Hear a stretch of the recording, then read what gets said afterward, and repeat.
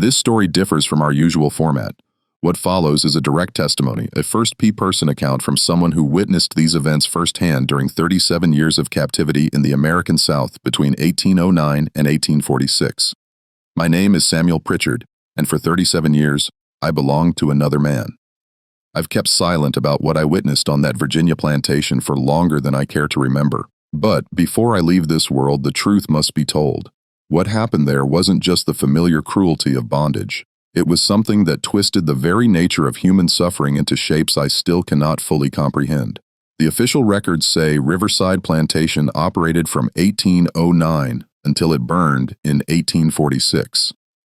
What those records don't say is why 17 slaves disappeared from the property books in a single month, or why the Harrove family buried 3 generations in unmarked graves on the eastern ridge. I was there. I saw what they did, and I saw what it cost them. Before we continue with my testimony, I need you to understand something. There are witnesses to history, and then there are those forced to participate in its darkest experiments. I was both. If you're listening to this account, I ask that you leave a comment telling me where you're from, north or south, city or country. This story belongs to all of us, whether we want to claim it or not. And if you believe the past should be remembered, no matter how uncomfortable, subscribe to this channel. The dead deserve their testimony. What I'm about to share began long before I understood what I was seeing.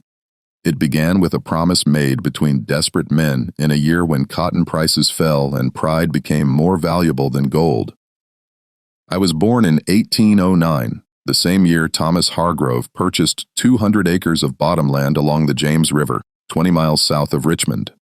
My mother belonged to the previous owner, and when the property changed hands, so did we. 15 souls in total, though that number would grow and shrink in ways that still haunt my sleep.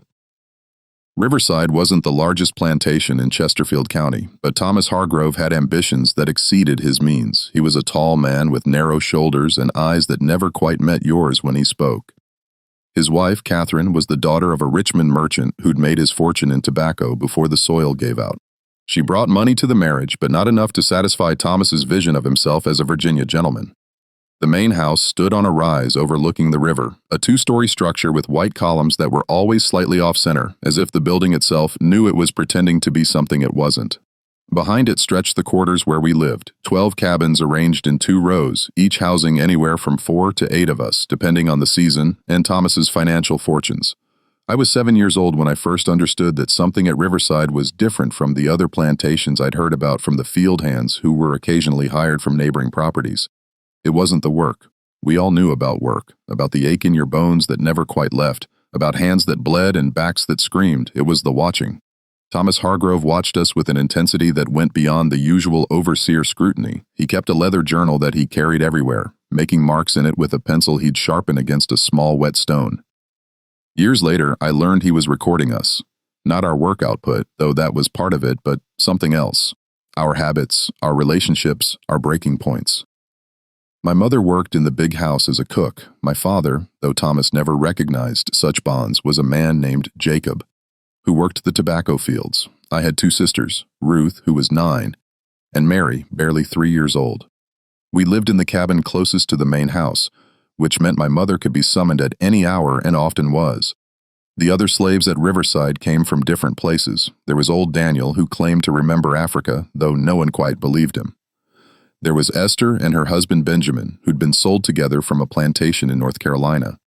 There were the field hands, Moses, Isaac, Elijah, and young Thomas, called Little Thomas, to distinguish him from our owner. There was Sarah, who helped my mother in the kitchen, and her daughter Grace, who was close to Ruth's age. And there was Augustus. Augustus was a mystery even to us. He'd arrived at Riverside 3 years before I was born, purchased at auction in Richmond for a sum that made the other plantation owners laugh at Thomas's foolishness. Augustus could read and write, a dangerous thing in a slave, as we all knew. He'd been educated by his previous owner's children, taught alongside them until the family fell into debt and had to sell their property piece by piece. Augustus was the last to go. Thomas Hargrove bought him specifically for his learning. specifically for his. He made Augustus a house servant, had him manage the plantation's records, keep track of supplies, and even teach young Richard Harrov, Thomas's only son, his letters and numbers. The other slaves didn't quite know what to make of Augustus. He lived in a small room off the kitchen, ate better food than the rest of us, and wore clothes that had been tailored rather than roughly sewn. But he was still a slave, and that fundamental truth bound him to us in ways that transcended his privileges. The year I turned 7, 1816, was when the watching intensified. Thomas had made a poor investment in a cotton gin that never worked properly, and his creditors were circling. I didn't understand the economics then, but I understood the tension in the air, the way Catherine's voice grew sharper when she spoke to the house servants, the way Thomas's journal entries became longer and more frequent. It was also the year that Elijah disappeared. Elijah was a field hand, perhaps 20 years old, with a strong back and a quiet disposition that kept him out of trouble. He'd been born on a plantation in South Carolina and sold north when his owner died. He rarely spoke about his past, but once I heard him tell Moses that he'd had a wife down south sold away when she was pregnant with their first child. On a Tuesday morning in late September, Elijah wasn't at morning muster. This was unusual. The punishment for being late was severe enough that even the sick would drag themselves to the yard behind the main house where Thomas counted us each dawn. My mother told me later that Thomas's face had gone pale when Elijah didn't appear, and he'd sent 2 of the field hands to check the man's cabin. Elijah was gone. His few possessions remained: a spare shirt, a carving of a bird he'd been working on, the thin blanket we all slept under. But Elijah himself had vanished. Thomas ordered a search. We looked in the tobacco barns, the storage sheds, the smokehouse. We walked the boundaries of the property, checking the woods that bordered the southern edge. We searched for 2 full days while the tobacco that needed harvesting sat in the fields, and Thomas's face grew darker with each passing hour. They never found Elijah, not then. What they did find 3 days after his disappearance was his shirt floating in the river about a mile downstream. It was torn, stained with something dark that might have been blood or might have been river mud. Thomas held it up during evening muster, his face unreadable. Elijah tried to run. He announced the river took him. Let this be a lesson about the price of freedom attempted too rashly, but I was standing close enough to see Thomas's hands shaking as he held that shirt. I was close enough to see him glance toward the eastern ridge, where the ground rose toward the treine and the old family cemetery sat behind its wrought iron fence. My mother wouldn't speak of it, but that night I heard her praying in a way I'd never heard before, not asking for deliverance or mercy, but asking for protection from something she wouldn't name. 2 weeks later, little Thomas, the field hand, not the owner's son, complained of pains in his stomach. By evening, he was dead. The doctor, Thomas Hargrove, summoned from Richmond, called it bowel inflammation and charged Thomas $5 for the visit. We buried little Thomas in the slave cemetery beyond the quarters, and Thomas made a notation in his journal, his pencil moving quickly across the page. That's when I first noticed the pattern, though I was too young to understand what I was seeing. Every time someone died or disappeared, Thomas would spend hours in his study, poring over his journals by lamplight. Augustus would be called in, and they would talk in low voices behind the closed door. If you're wondering what could drive a man to such careful documentation of human suffering, hit that like button and leave your thoughts in the comments. What I'm about to tell you next shows how a ledger of souls can become an instruction manual for something far darker than simple bondage.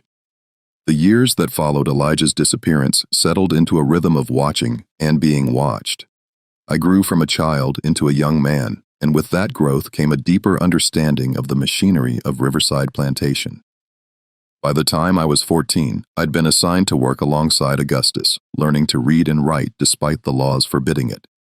Thomas needed someone who could assist with his increasingly complex record-keeping, and my mother had bargained her own increased hours in the kitchen for my education. Those hours in Thomas's study, copying figures and letters under Augustus's patient instruction, gave me access to something most slaves never saw. The mind of their owner laid bare on paper. Thomas's journals weren't simply plantation records, they were experiments in human durability. He recorded how long a person could work in August heat before collapsing. He documented which family separations caused the most visible grief and which seemed to be endured with resignation. He noted which punishments produced immediate compliance and which bred long-term resentment. He tracked everything: birth rates, death rates, attempted escapes, and what he called optimal ratios of hope to despair. Augustus never spoke directly about what we were reading, But sometimes his hand would pause over a page, and I'd see something flicker across his face. Not quite anger, not quite sorrow, but something that contained elements of both. "He thinks we're mathematics," Augustus told me once, his voice barely a whisper. "He thinks if he can just find the right equation, he can make us profitable and keep us from running. He doesn't understand that we're not numbers. We're testimonies waiting to be given." In 1823, when I was 14, Thomas Hargrove made a trip to Richmond and returned with a man named Dr. Silas Winthrop. Winthrop was thin and severe with wire-rimmed spectacles and a black medical bag that never left his side. He stayed at Riverside for 3 weeks, examining each slave with an attention that went far beyond checking for obvious illness. He measured our skulls with calipers.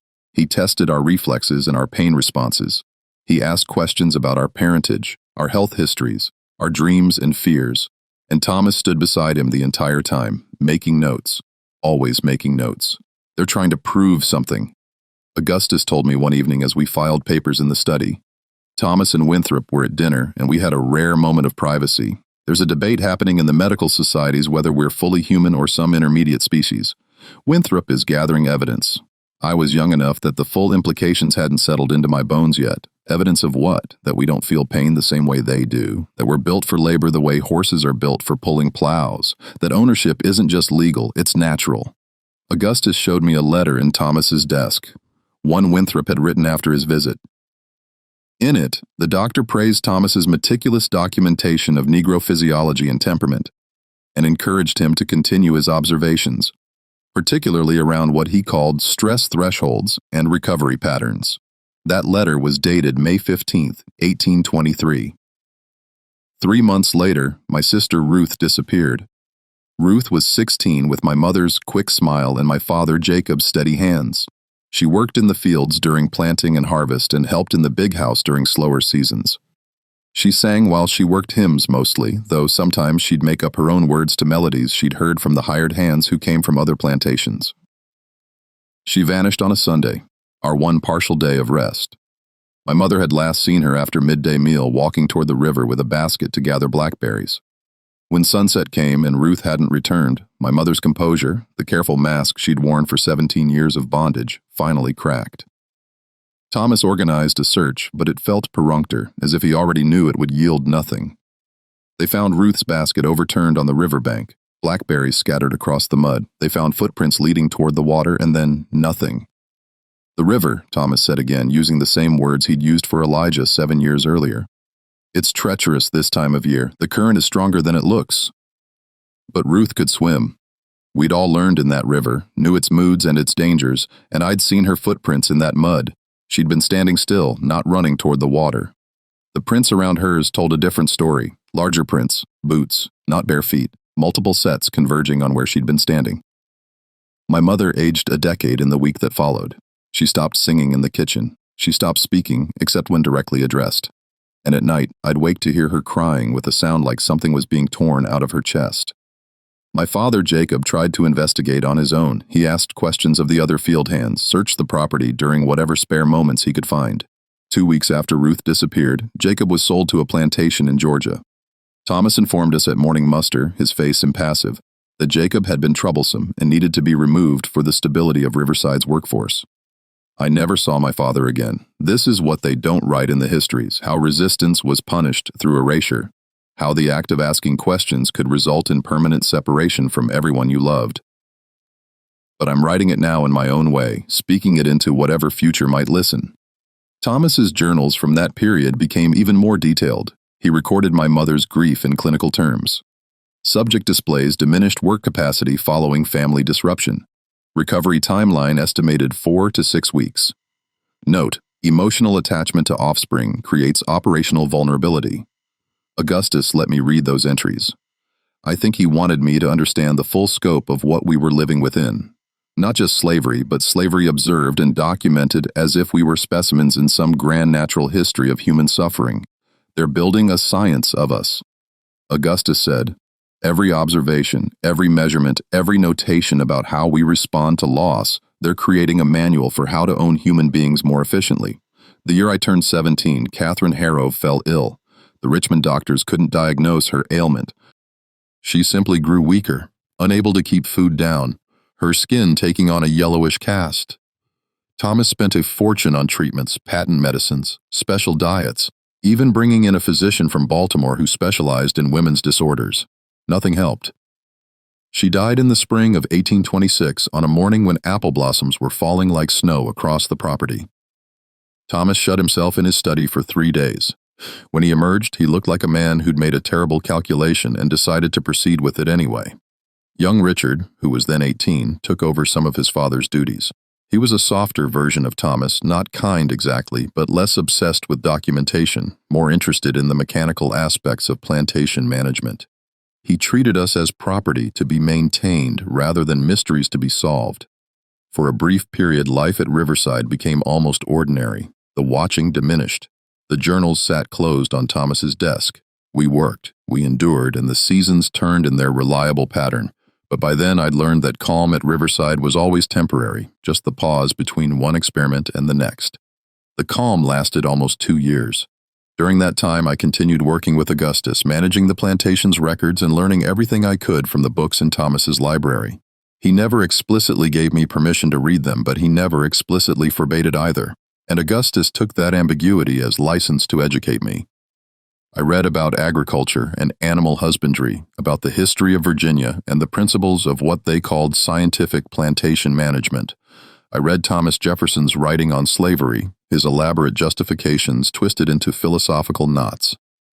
I read treatises on human varieties and racial characteristics, all written by men who'd never spent a day in bondage, but felt qualified to explain our nature to the world. And I read Thomas's journals, every volume I could access. What I discovered was that Riverside wasn't just a plantation, it was a laboratory.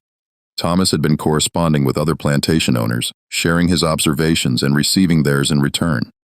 There was a network of them scattered across Virginia, North Carolina, South Carolina, men who saw themselves as pioneers in what they called rational slavery.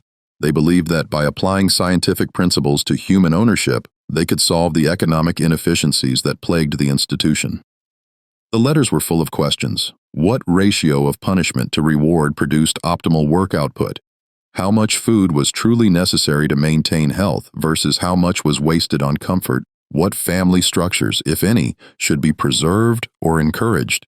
How could the inherent human desire for freedom be systematically crushed or redirected? They discussed these questions the way naturalists discuss bird migrations or crop rotations with clinical detachment, as if the subjects under examination weren't human beings who felt pain and love and hope. One letter in particular from a planter named Harrison in South Carolina described what he called strategic disappearances. He discovered that the occasional unexplained absence from the slave population created a useful level of fear, not panic, which was counterproductive, but a steady background anxiety that discouraged organized resistance or escape attempts. Let them wonder, Harrison wrote. Let them create their own explanations. The uncertainty is more effective than any punishment. Thomas had underlined that passage 3 times. In 1828, when I was 19, Augustus called me into the study late one evening. Thomas and Richard were in Richmond settling some business with Thomas's creditors. We had the house to ourselves. You need to know where she is, Augustus said without preamble. I knew immediately he meant Ruth. Tell me. Augustus took a key from his pocket, a key I'd never seen before, and led me from the main house toward the eastern ridge. We walked in darkness, the moon hidden behind clouds, until we reached the family cemetery, where generations of harrows lay behind that wrought iron fence. But we didn't stop at the fence. Augustus led me past it into the woods beyond to a small clearing I'd never noticed before. In the center of the clearing was a depression in the ground, roughly 6 feet long and 3 feet wide, marked at one end by a plain river stone. There are 14 of them, Augustus said quietly. 14 stones, 14 people who didn't die of disease or accident but were disappeared. When Thomas needed to demonstrate the cost of resistance or independence, or simply existing in a way that threatened his experiments, I felt my legs weaken. Ruth, the 6th stone from the north. She'd been asking questions about the journals, talking to some of the other field hands about what they recorded. Thomas couldn't risk her sharing what she knew. You've known this whole time. My voice came out strangled. Why didn't you tell someone? Augustus turned to me. and in the darkness I could barely make out his expression. Tell who? The county sheriff who dines at Thomas's table? The Richmond authorities who depend on plantation owners for their tax base? The other slaves who have no legal standing to testify against a white man? I've been documenting it, Samuel. Everything, every disappearance, every death, every experiment. I'm creating a counter-ledger to his journals, testimony for some future court that might actually listen. He pulled a wrapped bundle from inside his coat, papers covered in his careful handwriting. But I needed someone younger to carry this forward. I'm 48 years old, Samuel. I've already lived longer than most of us do. You're going to outlive this place, and when you do, you're going to tell this story. Ooh. Just when I thought I understood the full scope of the horror at Riverside, Augustus's revelations opened a new depth of darkness. If this testimony is affecting you, share it with someone who needs to understand what history contains. Hit that like button if you believe these stories deserve to be told, and subscribe to make sure you hear how this account concludes. Now, let me tell you what happened when Thomas returned from Richmond and discovered that Augustus had shown me the clearing. Thomas knew. I never discovered how, whether he'd set some trap we'd sprung, or whether one of the house servants had seen us and reported back. But 3 days after Augustus showed me the graves, Thomas called us both into his study. He sat behind his desk, Richard standing beside him, and between them on the polished wood surface lay Augustus's hidden papers, the counter ledger, every careful notation, every documented death, every piece of evidence against Thomas Harrow's experiments in human suffering. Augustus, Thomas said, his voice perfectly calm, you've been keeping unauthorized records. Augustus stood perfectly still beside me. Yes, sir. Do you understand that literacy in a slave is illegal in Virginia? That maintaining such records constitutes incitement to rebellion? Yes, sir. Thomas picked up one of the pages, studied it with apparent interest. Remarkably detailed work. You've documented every death on this property for the past 20 years. You've included the circumstances, your observations about cause, even speculation about intent. He set the page down carefully. You've essentially written a criminal indictment of me. I've written the truth, sir. The silence that followed seemed to stretch for hours. I stood frozen, waiting for violence, for rage, for whatever punishment Thomas deemed appropriate for such profound betrayal. Instead, Thomas smiled. The truth, he repeated. Yes, I suppose you have. And do you know what's remarkable, Augustus? It changes nothing. You could publish these papers in the Richmond Inquirer tomorrow and it would change nothing. You could testify before a judge, a jury, the governor himself, and your words would carry no legal weight whatsoever. You are property documenting the actions of your owner. Your testimony is inadmissible. Your truth is voiceless. He gathered the papers together, tapped them into a neat stack, and then fed them one by one into the fireplace. We watched as 20 years of careful documentation burned to ash. However, Thomas continued, the fact that you attempted this does create a problem. Not a legal problem, a practical one. You've demonstrated that you think of yourself as more than you are, that you imagine yourself as some kind of witness rather than what you actually are, my property, serving my purposes. He turned to me. Samuel, you've been learning from Augustus. Have you been helping him with this project?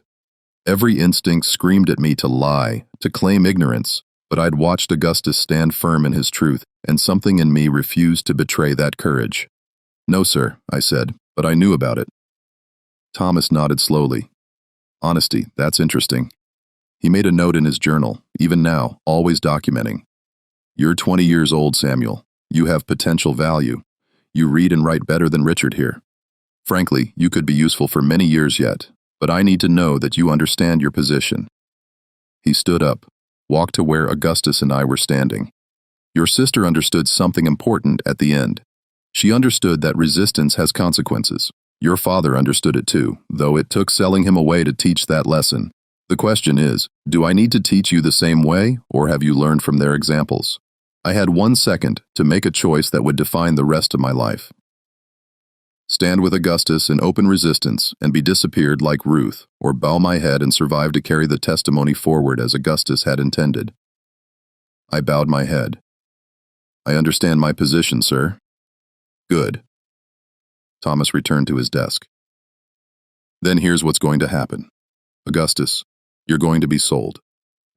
I've already arranged it with a trader in Richmond. He specializes in difficult cases, slaves who need to be moved far enough away that their influence can't spread. Georgia probably, maybe Alabama, somewhere you can start fresh without the burden of all these ideas about truth and testimony. Augustus's face remained impassive, but I saw his hands clench briefly at his sides. Samuel, Thomas continued, you're going to take over all of Augustus's duties. You'll manage the records, handle the correspondence, help Pritchard with plantation administration, and you're going to do it knowing that any repetition of Augustus's behavior will result not in your own punishment, but in the sale of your mother and your youngest sister, Mary. Do we understand each other? Yes, sir. Excellent. Richard, take Augustus to the quarters and make sure he's secured until the trader arrives tomorrow.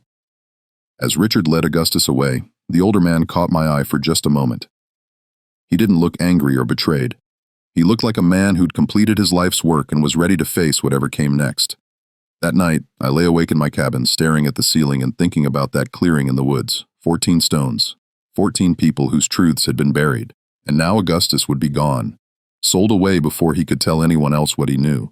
But Thomas had made a miscalculation. He thought he'd won by burning the papers and removing Augustus. What he didn't realize was that I'd spent 2 years reading those papers, memorizing them, internalizing every detail of his experiments and their consequences.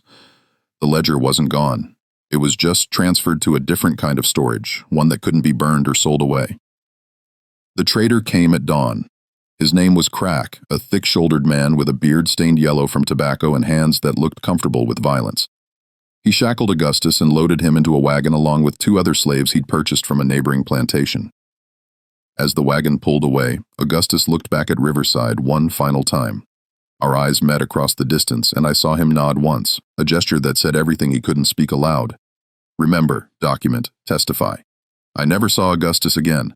But 31 years later, when I finally gained my freedom, the first thing I did was try to find out what happened to him. I traced him through bills of sale and plantation records through the whispered networks of people who tracked lost family members. He'd been sold to a cotton plantation in Alabama, where he lived another 8 years before dying of what the records called consumption. But before he died, he taught 6 other slaves to read and write, and one of them taught 6 more. And those silent testimonies passed hand to hand in darkness became part of the great ledger of crimes that would eventually be called to account. But that's later in the story. In 1828, I was 20 years old, and I had just agreed to serve the man who'd murdered my sister and driven my father away. The years following Augustus's departure were the longest of my captivity. I was trapped in a position of relative privilege, working in the main house, managing records, eating better food than the field hands, while knowing the full scope of what that privilege cost. Every number I entered in Thomas's ledgers represented human suffering quantified. Every letter I copied for his correspondence with other plantation owners spread his philosophy of systematic dehumanization. I became what Augustus had been, a witness with access but no voice. Documentation without the power to accuse. The difference was that I now understood the full architecture of what Thomas had built. This wasn't just a plantation. It was a prototype, a model that other owners were studying and attempting to replicate across Virginia and the deeper South. Thomas's correspondence increased during this period. Letters arrived weekly from plantation owners in North Carolina, South Carolina, Georgia, even as far as Mississippi. They asked detailed questions. How did Thomas maintain discipline without excessive physical punishment that might reduce work capacity? What ratio of family units to single workers produced optimal stability? How could the natural human desire for literacy be suppressed without creating resentment that led to sabotage or flight? I read every letter. I memorized the names: Harrison in Charleston, Whitfield in Raleigh, Peaton in Natchez. I noted their questions and Thomas's responses, creating a mental map of this network of men who believed they could perfect the machinery of human bondage through careful observation and documentation. By 1833, when I was 24, Thomas had begun hosting what he called agricultural symposiums at Riverside. These were gatherings of like-minded plantation owners who would spend 3 or 4 days discussing their methods, sharing their findings, and touring each other's properties to observe practices firsthand. I served at these gatherings, invisible in the way that servants were always invisible to their owners. I poured whiskey and cleared plates, while men discussed us as if we were cattle or horses, subjects for breeding programs, labor optimization studies, and what they euphemistically called Motivation Research. During one such gathering in the spring of 1834, a planter named Matthias Cutler from South Carolina presented what he called his graduated pressure system. He developed a methodology where small infractions received mild punishment, medium infractions received moderate punishment, and major infractions defined as anything that threatened the owner's authority or property received what he termed erasure responses. The key, Cutler explained to the assembled owners, is that erasure must appear natural. A slave who simply vanishes creates dangerous speculation, but a slave who attempts escape and drowns in a river, or who falls ill and dies suddenly, or who is sold away for behavioral issues, these create cautionary narratives that the other slaves will internalize and pass among themselves. Thomas nodded vigorously, making notes. This was his philosophy articulated by someone else, validated by their independent arrival at the same conclusions. The documentation is crucial, Cutler continued. Every eraser must be recorded with sufficient detail that you can reference it later, but vague enough that casual inspection reveals nothing incriminating. Dates, circumstances, witnesses, but always with plausible alternative explanations.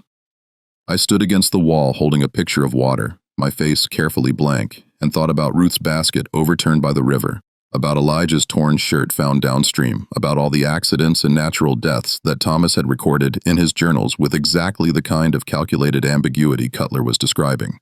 After dinner that evening, as I was clearing the study, I overheard Thomas and Cutler talking in lower voices. The real challenge, Cutler said, is maintaining the eraser sites. Family members will search, field hands will speculate. You need a location that's accessible to you, but psychologically off-limits to them. I use the old cemetery, Thomas replied. Beyond the family plots, in the woods, the slaves won't go there. Too many superstitions about disturbing the dead, especially white dead. And it's far enough from the quarters that nighttime activity goes unnoticed. Cutler laughed. Elegant. I use a ravine on the southern boundary of my property. Steep sides, heavy vegetation. Tell them it's dangerous that slaves have fallen and been injured, and they avoid it naturally. I nearly dropped the glass I was holding. These men were comparing notes on where to hide bodies the way other men might compare notes on where to store farm equipment. That night, I couldn't sleep.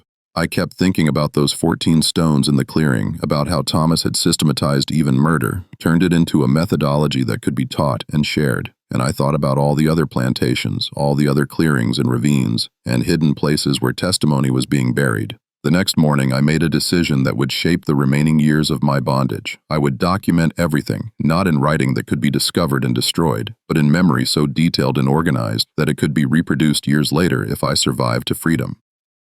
I started with the names and dates I already knew from Augustus's work. Then I added every piece of information I encountered. Attendees at Thomas's symposiums, details from letters, conversations overheard while serving meals. I organized it all into mental categories: people, places, methods, justifications, evidence. It became a kind of meditation, this mental cataloging. At night, I would lie awake reviewing what I'd learned, testing my recall, ensuring that nothing was forgotten. During the day, I would add new observations, cross-reference information, build connections between different pieces of the puzzle. I was creating testimony that existed only in my mind, but that was more complete and damning than any physical document could be. By 1835, Pritchard had married Margaret, and the character of Riverside began to shift. Margaret brought Charleston's sophistication to the plantation. Parties and social gatherings that had nothing to do with Thomas's experiments, but everything to do with maintaining their status among Virginia's planter class.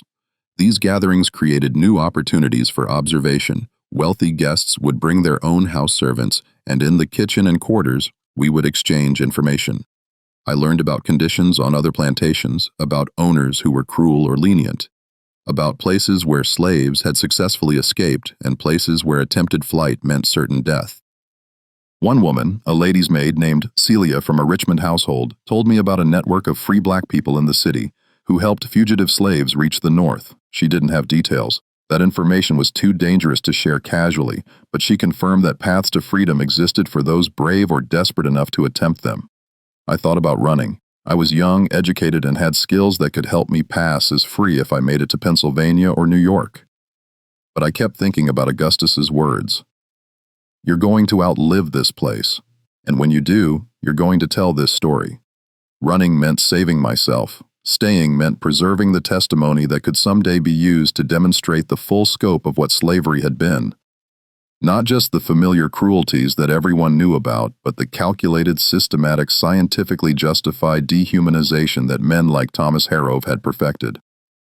So I stayed, and I watched, and I remembered. In the summer of 1837, something happened that crystallized everything I'd been observing into sharp, terrible focus. A new field and arrived at Riverside, purchased at auction in Richmond. His name was Isaiah, and he was perhaps 19 years old, strong and healthy, exactly the kind of worker Thomas preferred. But Isaiah had one characteristic that immediately caught Thomas's attention. He could read. His previous owner had been an elderly widow who'd allowed her house servants to become literate, ignoring Virginia's laws against slave education. When she died and her estate was liquidated, Isaiah was sold with this dangerous skill noted in the auction catalog. Thomas bought him specifically because of this literacy, seeing an opportunity for what he called a degradation study.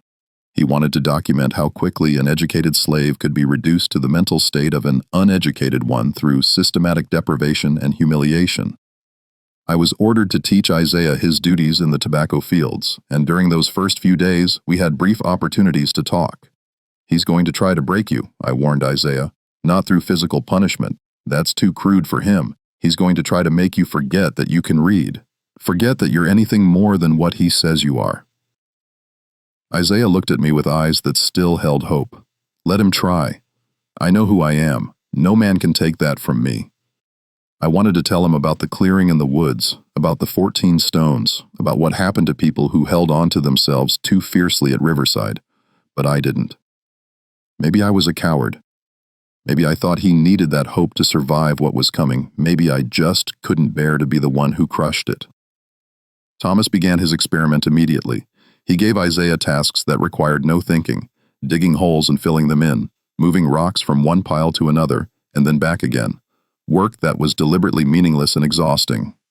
He timed how long it took before Isaiah began to show signs of what Thomas called mental deterioration, depression, confusion, loss of initiative. I had to record all of it in the journals.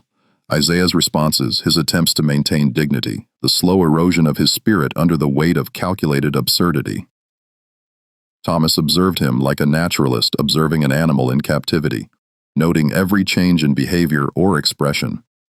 After 3 months, Isaiah tried to escape. He made it almost 15 miles before the dogs found him. They brought him back torn and bleeding, and Thomas had him whipped. Not excessively, just enough to serve as an example to the other field hands. But the real punishment came afterward. Thomas informed Isaiah that he was being moved to the main house as a servant, ostensibly a reward for surviving his punishment. But I knew what Thomas was really doing. He was placing Isaiah where he could be observed more closely, where his continued existence would serve as a living demonstration of what happened to slaves who tried to escape their assigned roles. Isaiah became a ghost in his own skin. He performed his duties with mechanical precision, speaking only when spoken to, his eyes fixed on nothing. The young man who'd insisted that no one could take away his sense of self had been systematically dismantled and rebuilt as exactly what Thomas wanted, an obedient, thoughtless piece of property. One evening, as I was filing papers in the study, Thomas looked up from his journal and spoke to me directly. "Do you understand what you're seeing with Isaiah, Samuel?" I kept my voice neutral. "No, sir. I'm documenting the transformation of consciousness under controlled conditions." Isaiah arrived here with an inflated sense of his own capabilities. Literacy gave him the illusion of equality. I've stripped away that illusion and returned him to his natural state. It's not cruelty. It's correction. He gestured at his journals. All of this, everything I've done here for 30 years, has been in service of demonstrating that slavery isn't a moral wrong. It's a social necessity. Your people aren't capable of self-governance. You need structure, guidance, control, and the evidence is right here, documented and reproducible. I looked at this man who'd owned me for 28 years, who'd murdered my sister, who'd sold my father, who'd spent decades turning human suffering into data points for his philosophical justifications. And I saw finally not a monster, but something more pathetic. A man who needed so desperately to believe in his own righteousness that he'd constructed an entire intellectual edifice to avoid facing the simple truth that what he did for profit he justified with science. "Yes, sir," I said, because that was the only safe response. "But I thought you can write all the justifications you want. You can document and measure and theorize, but testimony will outlast your theories. The truth will outlast your lies." That night, I added Isaiah's story to my mental catalog, another piece of evidence in the case I was building against Thomas Harrove and everyone like him. By 1840, Thomas's health had begun to decline. He was 61 years old, and decades of managing a plantation had worn him down. His hands shook when he wrote, and sometimes I'd find him in the study staring at his journals with an expression I couldn't quite read. Not regret exactly, but something close to bewilderment, as if he couldn't quite understand how he'd arrived at this point in his life. My mother died that year. Her heart, the doctor said, though I knew it was the accumulated grief of 3 decades in bondage. She'd lost a husband and a daughter. She'd watched her surviving children navigate the impossible maze of plantation life, and finally, her body had simply refused to carry the weight any longer. Thomas recorded her death in his journals with clinical detachment. Female, age 51. House servant, died of heart failure. Total years of service 31. Total offspring produced 3, 1 sold, 1 deceased, 1 remaining. Economic value at death, minimal due to age and declining health.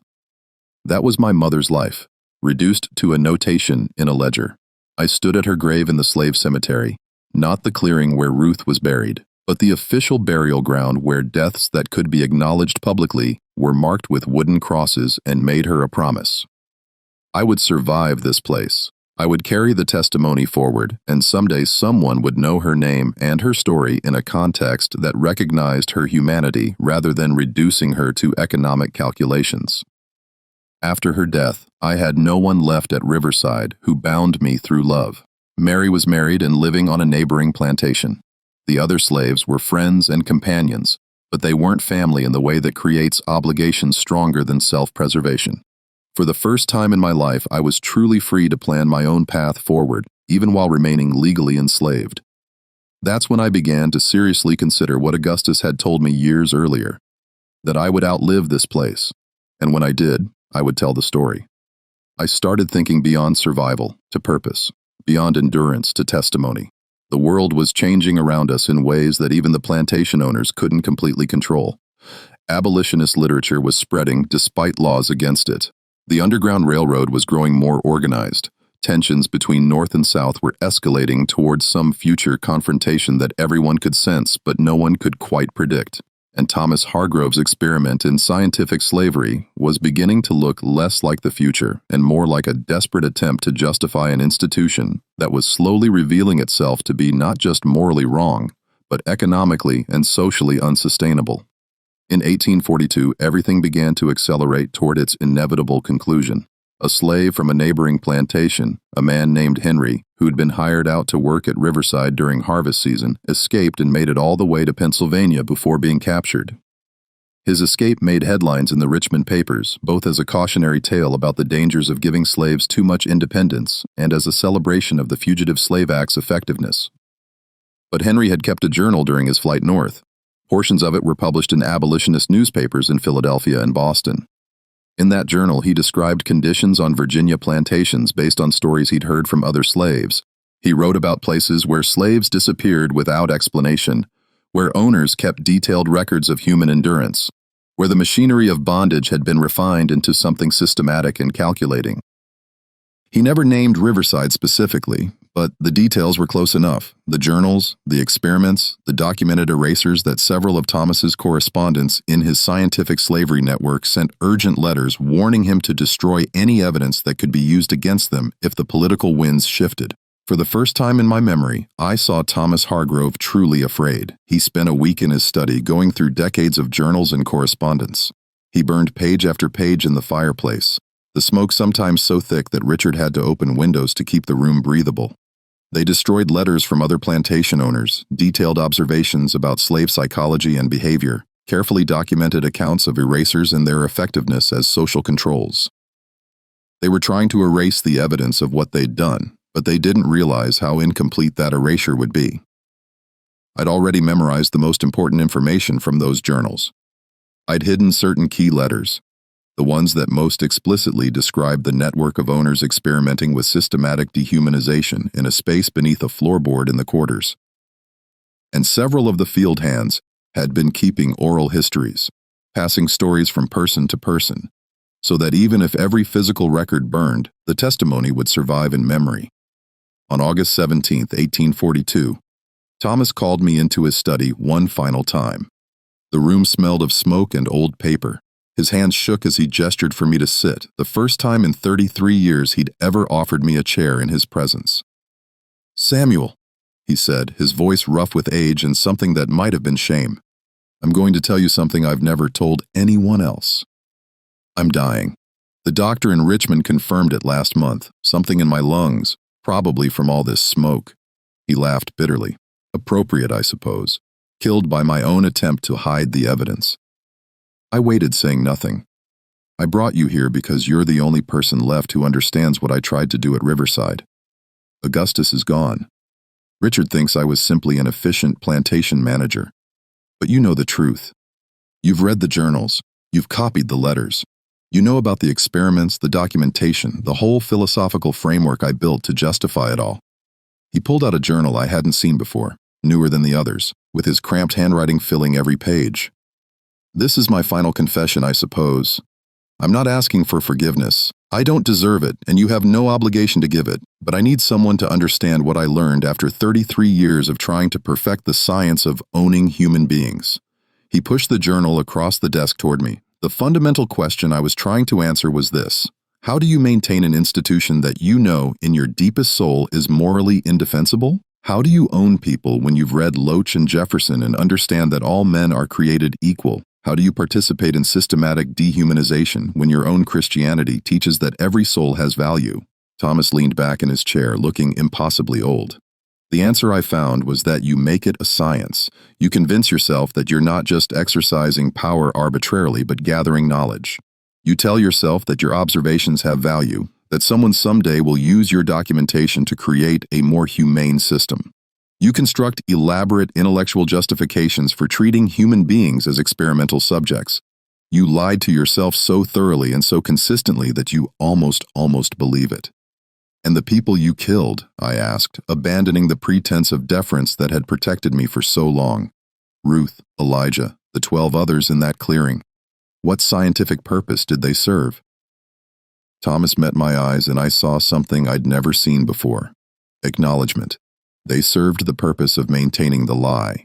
Every time someone threatened to expose the fundamental cruelty at the heart of what I was doing by escaping or questioning too loudly, or simply existing as evidence of their own humanity, they had to be removed. Each erasure was documented, their circumstances recorded, their deaths analyzed for what they revealed about human psychology under extreme duress. But the real purpose was simpler. They died so I could continue pretending that what I was doing was science rather than slavery. He opened the journal and showed me pages filled with names and dates. This is the complete record. Everyone who disappeared from Riverside over 33 years. 27 people, not 14. The clearing holds only the ones from the early years before I refined the methodology. The others were sold away to traders who specialized in making people vanish into the deeper South, or they died in ways that could be attributed to accident or illness. But I knew. I always knew. "Why are you telling me this?" "Why?"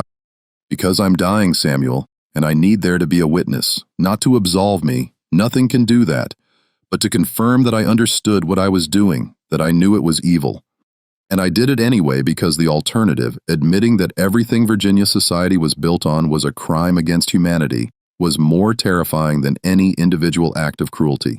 He closed the journal and pushed it toward me. "This is yours now. Hide it, burn it, publish it when you're free. I don't care. But someone needs to know that I knew that we all knew.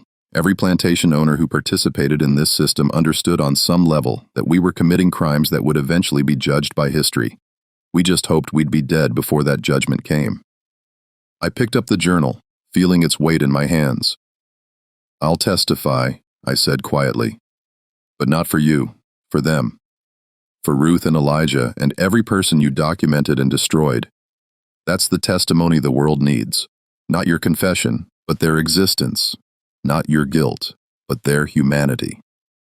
Thomas nodded slowly, and for just a moment I saw genuine understanding pass between us. Not forgiveness, never forgiveness, but mutual recognition of what we'd both been part of.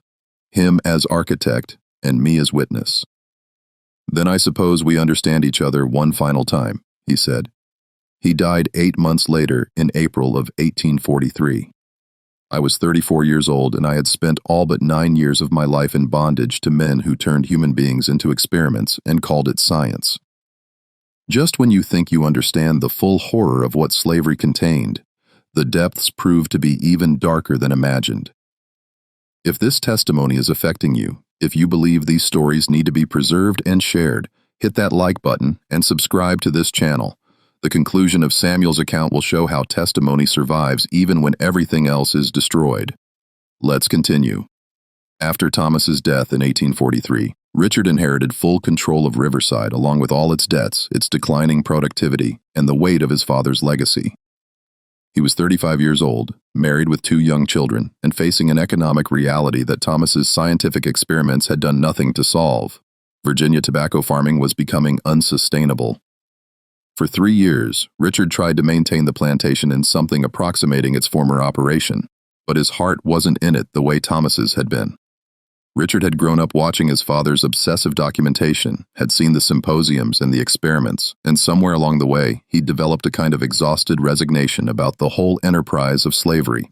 He wasn't kind. Kindness wasn't something plantation owners could afford economically or socially, but he wasn't actively cruel either. He simply managed us the way he managed the tobacco crops and the equipment as assets to be maintained at minimum cost until they could be sold or used up. I continued my work in the main house, managing records and correspondence. But now I also had Thomas's final journal hidden in the same space beneath the floorboards where I'd secreted the most incriminating letters years earlier. That journal was a complete confession. 27 names, dates, circumstances, and Thomas's own analysis of how he'd systematized murder and called it plantation management. It was testimony waiting for a world that might someday be ready to hear it. The mid-1840s were turbulent years across the South. The annexation of Texas brought new territory open to slavery's expansion, but it also intensified political debates between North and South. The question of whether slavery would spread or be contained was becoming the central crisis of American politics, and even enslaved people in remote Virginia plantations could sense that some fundamental confrontation was approaching. In the quarters, we spoke carefully about what we heard from the hired hands who came from other plantations, from the free black people who occasionally did business with Riverside, from the fragments of newspaper stories we could access. There was a world beyond the plantation boundaries, where our status as human beings was being debated, contested, and slowly, far too slowly, recognized. In late 1846, several things happened almost simultaneously that would transform everything. First, Richard received notice that his largest creditors in Richmond were calling in their loans. The plantation's productivity had declined steadily over the previous decade, and the collateral he'd used, the land and property of Riverside, was no longer considered sufficient security. Second, Margaret became ill with the same kind of wasting disease that had killed Thomas's first wife, Catherine. The Richmond doctors were baffled. They prescribed treatments that accomplished nothing except draining Richard's remaining capital. And third, I made a decision that I'd been delaying for 4 years since Thomas's death. On November 12, 1846, I set fire to the main house at Riverside. I'd waited until I was certain Richard and his family were away from the building. I'd warned the house servants to be nowhere near the structure that night, telling them I'd heard strange sounds that might indicate structural problems. And then in the hour before dawn, I carried a lamp into Thomas's study, tipped it over onto the curtains, and walked away as the room filled with flames. The official story, which Richard told the insurance investigators and the county sheriff, was that a lamp had been accidentally knocked over during the night. Terrible tragedy, complete destruction of the main house. But thankfully, the family had been staying with Margaret's parents in Richmond during her illness. But I knew the truth. I destroyed Thomas Hargrove's legacy, burned every remaining journal, every piece of correspondence, every shred of his documentation project that hadn't already been hidden or memorized. What I couldn't destroy, what I'd carefully preserved were the hidden letters and Thomas's final confession. Those I'd wrapped in oilcloth and buried in 3 separate locations on the property, marked with stones that looked like any other river rock, but that I would recognize years later if I survived to retrieve them. The fire changed everything at Riverside. Richard didn't have the capital to rebuild the main house. His creditors, already nervous about the plantation's viability, refused to extend any additional credit. Margaret's medical expenses continued to mount, and the political climate was shifting in ways that made Virginia plantation ownership increasingly uncertain. By spring of 1847, Richard had made the decision that Thomas had resisted for 3 decades. He would sell Riverside piece by piece and move his family to Richmond, where he could establish himself in some kind of commercial enterprise that didn't depend on the increasingly precarious economics of plantation slavery. The land was sold to a speculator who planned to subdivide it. The equipment was auctioned off, and yes, the slaves were sold, some in groups, some individually, scattered to other plantations across Virginia and the deeper South. I was sold to a Richmond merchant named Harrison Collins who needed a clerk for his dry goods business. He was a businessman with no interest in plantation management or experiments in human endurance. He simply wanted someone who could read, write, keep accounts organized, and manage his correspondence with suppliers. My sale to Collins was, in a sense, a promotion within the hierarchy of slavery. Working in a city environment, I would have more autonomy, better conditions, and access to a wider world than I'd ever known at Riverside. But I was still enslaved, still property, still subject to being sold again if Collins's business failed or his needs changed. Before I left Riverside for the final time, I returned to the clearing beyond the cemetery. The 14 stones were still there, though many were now covered with vines and leaf litter. I stood among them and spoke the names I remembered, bearing witness one final time to the lives that Thomas Hargrove had attempted to erase.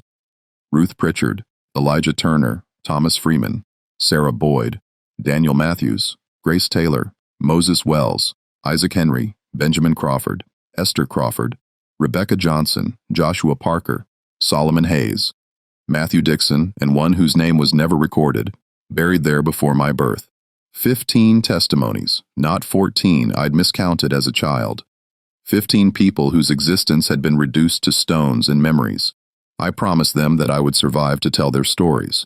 That someday when freedom came, if freedom came, I would return and speak their names in a world that recognized their humanity. Then I walked away from Riverside for what I thought would be the last time. Life in Richmond was a different kind of bondage. Collins treated me less like property and more like an employee he didn't have to pay, which was, of course, exactly what I was. I worked in his shop during the day, managing inventory and customer accounts. At night, I was allowed to sleep in a small room above the store with access to Collins's personal library. For the first time in my life, I had hours of relative freedom. Collins didn't watch me constantly the way Thomas had. As long as the shop's accounts balanced and customers were satisfied, he left me largely alone. I used that freedom to educate myself further. I read everything I could access about the abolitionist movement, about the political debates over slavery's expansion, about the legal theories and constitutional arguments being made on both sides. I read Frederick Douglass's narrative when I found a hidden copy in a shipment of used books. I read Harriet Beecher Stowe's Uncle Tom's Cabin when it was published in 1852, recognizing in her fictional account many of the real horrors I'd witnessed. And I continued my mental documentation, now adding observations about urban slavery, about how the system functioned differently in cities than on plantations, about the ways enslaved people in Richmond created communities and networks that would have been impossible under the totalizing surveillance of plantation life. I met other enslaved and free black people who were part of underground networks. Not the famous Underground Railroad that helped people escape to the north, but subtler networks that passed information, provided mutual aid, and maintained connections between scattered families. Through these networks, I learned that Augustus had died in Alabama in 1836, 8 years after being sold away from Riverside. But before his death, he taught literacy to 6 other slaves on the cotton plantation where he'd been sent. And those 6 had taught others. His testimony, like his teachings, had multiplied and spread in ways Thomas Hargrove could never have documented or controlled. I learned that my father, Jacob, had been sold twice more after leaving Riverside, ending up on a sugar plantation in Louisiana. He died there in 1841, 11 years after I'd last seen him.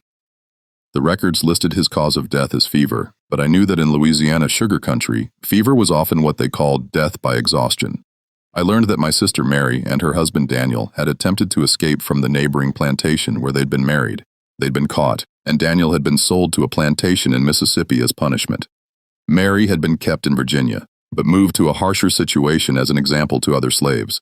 She died in 1849, the circumstances unclear in the fragmentary, airy information I received. By 1850, I was 41 years old, and I'd been enslaved for 32 of those years. 28 at Riverside, 5 in Richmond.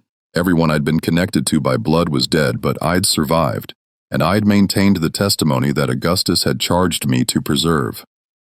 The 1850s were a decade of accelerating crisis.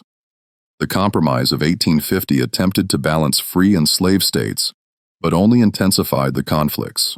The Kansas-Nebraska Act of 1854 led to violence in the territories. The Dred Scott decision of 1857 declared that black people had no rights that white people were bound to respect. And through it all, I worked in Harrison Collins's shop, watched the political situation deteriorate, and waited for the confrontation that everyone knew was coming. When John Brown raided Harper's Ferry in 1859, the reaction in Richmond was panic and rage. White Virginians saw in Brown's attempt to spark a slave rebellion confirmation of their worst fears that the North wanted to destroy Southern society through violence, that abolitionists would arm slaves and encourage massacre. The reality was that most enslaved people weren't waiting for white abolitionists to save us. We were navigating our own paths to survival and, when possible, freedom. But Brown's raid accelerated the march toward war in ways that would eventually reshape everything. In 1860, Abraham Lincoln was elected president, and 7 Southern states seceded before he even took office. Virginia initially resisted secession, but after Fort Sumter and Lincoln's call for troops, the state voted to leave the Union in April 1861. Richmond became the capital of the Confederacy, and the city transformed into a military center. Soldiers filled the streets, government offices took over buildings, and enslaved people like me found ourselves in a strange, liminal space. Still legally property, but living in a city that was increasingly chaotic and under threat of invasion. Collins became a supplier for Confederate forces, and his business initially thrived on military contracts. But as the war progressed and the Union blockade tightened, shortages became severe. By 1863, Richmond was under siege conditions. Food was scarce, and Collins' business was failing. He became desperate and erratic, drinking heavily and making poor business decisions. In early 1865, as Union forces closed in on Richmond, he simply fled the city, joining the stream of Confederate officials and wealthy civilians who evacuated before the federal occupation. He left everything behind: his shop, his inventory, his property, including me. For several days, I simply continued working in the shop, managing what little remained of the inventory, as if Collins would return at any moment. But the Confederate government was collapsing, Union troops were approaching, and the entire social order that had defined my life for 56 years was disintegrating around me. On April 3, 1865, Union forces entered Richmond. I stood in the doorway of Collins's shop and watched blue-coated soldiers march through streets filled with smoke from fires set by retreating Confederates. I watched enslaved people emerge from houses and workplaces, some celebrating, some frightened, all uncertain about what came next. Freedom came not as a dramatic moment of liberation, but as a quiet realization that no one was coming to claim me anymore. The legal framework that had defined me as property had collapsed. I was for the first time in my life recognized by the government as a human being with agency and rights. I was 56 years old. I'd spent all but 9 years of my life in bondage, but I'd survived, and I'd maintained the testimony. What do you do with freedom when it finally arrives after decades of waiting? For some people, freedom meant moving immediately, going north, searching for family members sold away years earlier, starting completely new lives in places that had never known them as slaves. For me, freedom meant testimony. It meant returning to Riverside and retrieving what I had hidden. It meant speaking the names of the dead into whatever future might listen. In the summer of 1865, 3 months after the Confederate surrender, I made my way back to what had been Riverside Plantation. The journey took 3 days on foot. Richmond was still occupied by Union forces, and the countryside was devastated. Burned buildings, abandoned fields, former slaves and former slave owners trying to figure out how to navigate a world turned upside down. The property that had been Riverside had changed hands twice during the war. The main house was still a burned-out ruin. No one had rebuilt it. The quarters where we'd lived were abandoned, though some of the structures still stood. The fields were overgrown, the tobacco barns collapsing. I went first to the clearing beyond the cemetery. The 15 stones were still there, though even more overgrown than before. I knelt beside each one and spoke the names again, this time as a free man bearing witness. Then I went to the 3 locations where I'd buried Thomas's final confession and the most incriminating letters. 2 of the caches were still there, The oilcloth intact, the documents readable despite 4 years underground. The third had been disturbed, probably by an animal or by erosion, and the papers inside were too damaged to salvage. But I had enough. I had Thomas's confession. I had letters from plantation owners discussing their experiments in systematic dehumanization. I had my own testimony carried in memory for decades. I brought everything to the Freedmen's Bureau in Richmond, the federal agency established to help former slaves navigate their new freedom. I told my story to a young officer from Massachusetts named Lieutenant James Whitfield, no relation to the North Carolina planter who'd corresponded with Thomas years earlier. Whitfield listened to my account with growing amazement. He examined the documents, made careful notes, asked detailed questions. He was particularly interested in the network of plantation owners who'd been experimenting with what Thomas had called scientific slavery. "This is evidence of conspiracy," Whitfield said, looking through the letters. "Multiple owners coordinating their methods, sharing information, essentially creating a systematic approach to human rights violations. Can they be prosecuted?" I asked. Whitfield hesitated. "It's complicated. Many of them are dead. Others are protected by amnesty agreements. And frankly, the legal system is overwhelmed with more immediate concerns. Reuniting families, establishing labor contracts, dealing with violence against freed people." He saw my expression and added quickly, "But this needs to be preserved. This is historical evidence that shouldn't be lost. I'll make sure it's included in the Bureau's records, and you should give testimony formally. Create a written account that can be preserved." Over the next several weeks, I worked with Whitfield to create a formal written testimony.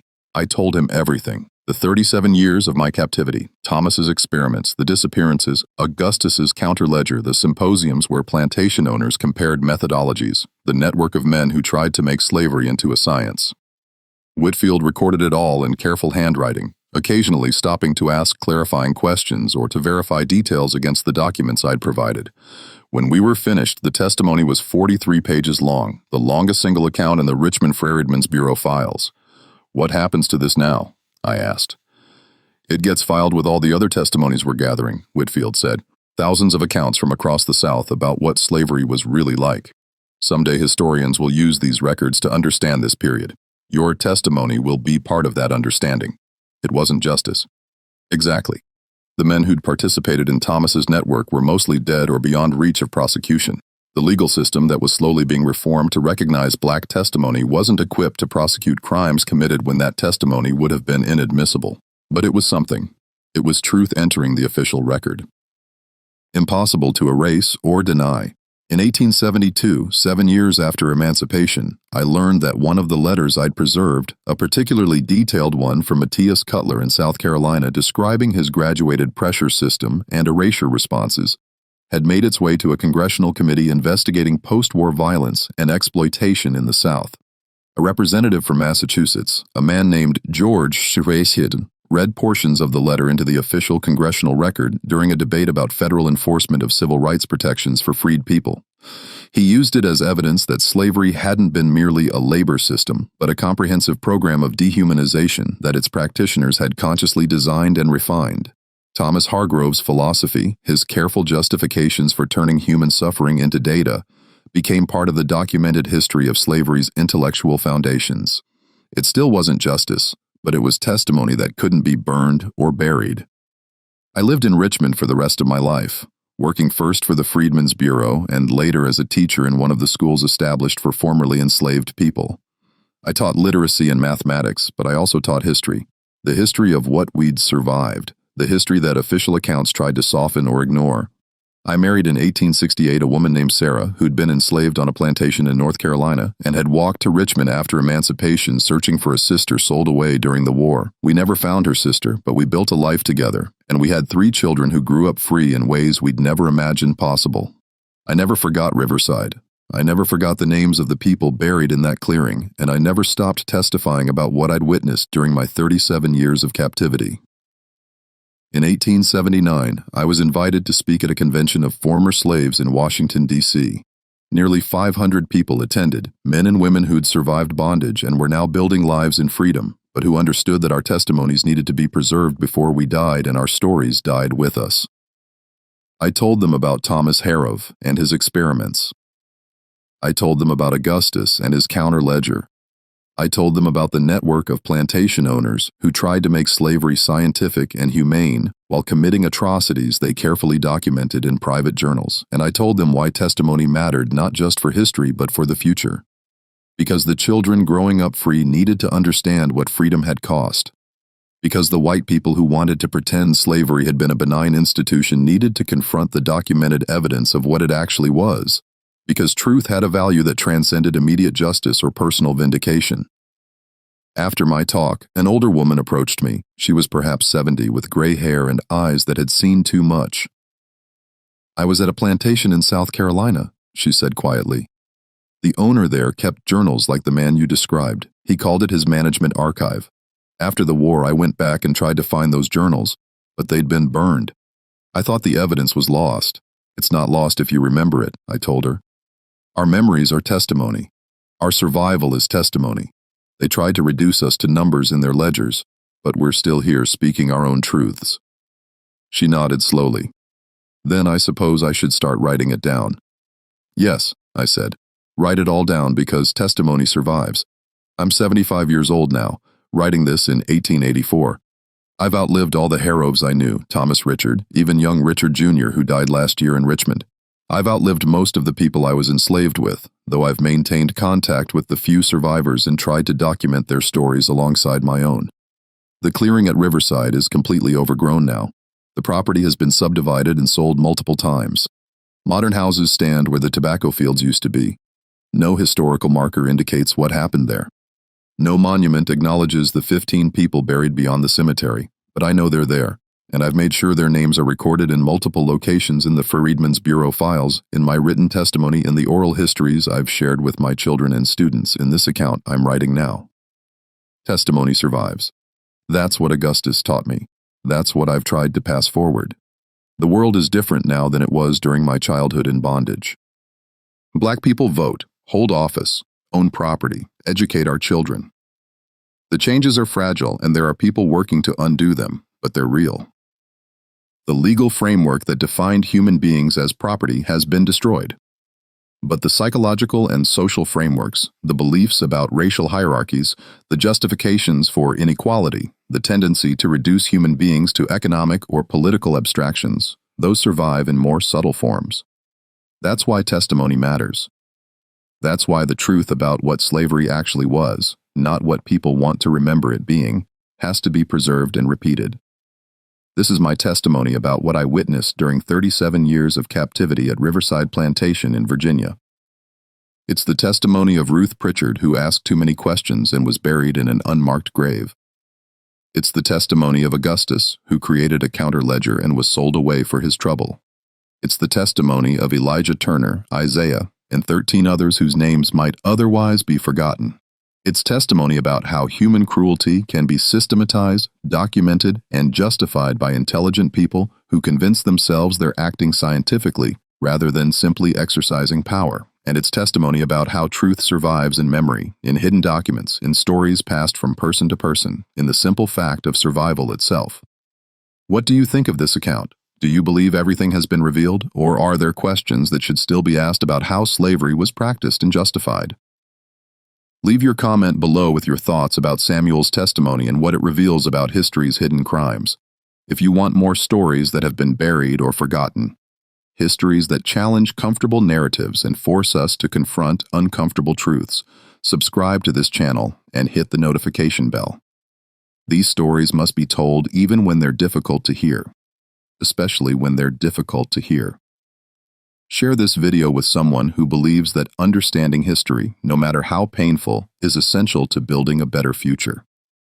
Leave a comment sharing where you're from and what this testimony means to you. This is Samuel Pritchard's testimony, given in his own words about 37 years of captivity and what he witnessed during that time. May it serve as one small piece of the great ledger that history is still compiling. A ledger that recognizes the humanity of those who suffered, the crimes of those who profited, and the importance of testimony that refuses to be silenced.